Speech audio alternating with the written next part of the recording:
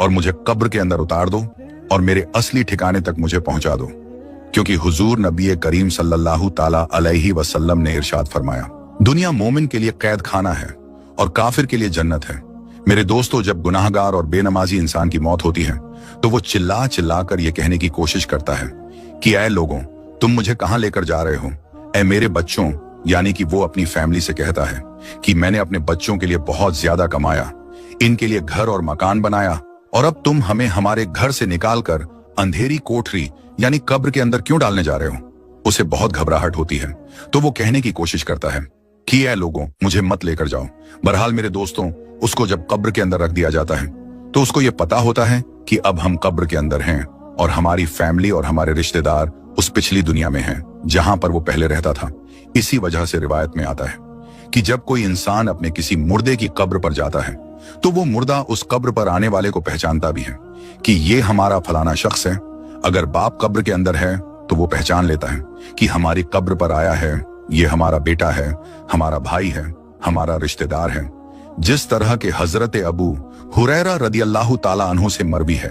कि नबी करीम सल्लल्लाहु ताला अलैहि वसल्लम ने इरशाद फरमाया कि तुम में से जब कोई शख्स अपने भाई की कब्र पर या फिर उस शख्स की कब्र के पास से गुजरता है जिसको वो दुनिया के अंदर जानता था और वो उसको सलाम कहता है, तो वो उसका सलाम सुनता भी है और उसके सलाम का जवाब भी देता है, और वो कब्र पर आने वाले को पहचानता भी है। और अगर कब्र पर उसका कोई प्यारा रिश्तेदार जाता है तो कब्र वाले को बहुत ज्यादा खुशी होती है। लेकिन अगर मुर्दा गुनहगार होता है और अपने गुनाहों की वजह से सजाएं भुगत रहा होता है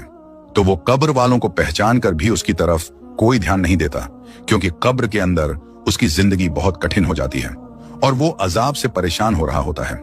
इसी वजह से उसका कब्र पर आने वालों की तरफ ध्यान नहीं होता। और जब हम किसी कब्रिस्तान पर जाते हैं और ये कहते हैं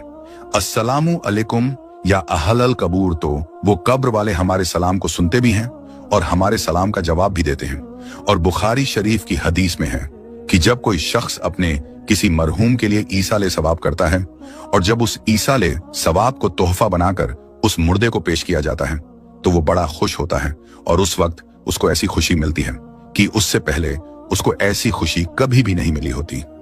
बहरहाल मेरे दोस्तों, जो गुनहगार बंदा होता है उसे ये दुनिया बहुत याद आती है। वो ये कहता है कि हम बहुत ऐश की जिंदगी में थे, क्योंकि ये दुनिया की जिंदगी उसके लिए जन्नत थी। उसको कब्र के अंदर अजाब हो रहा होता है,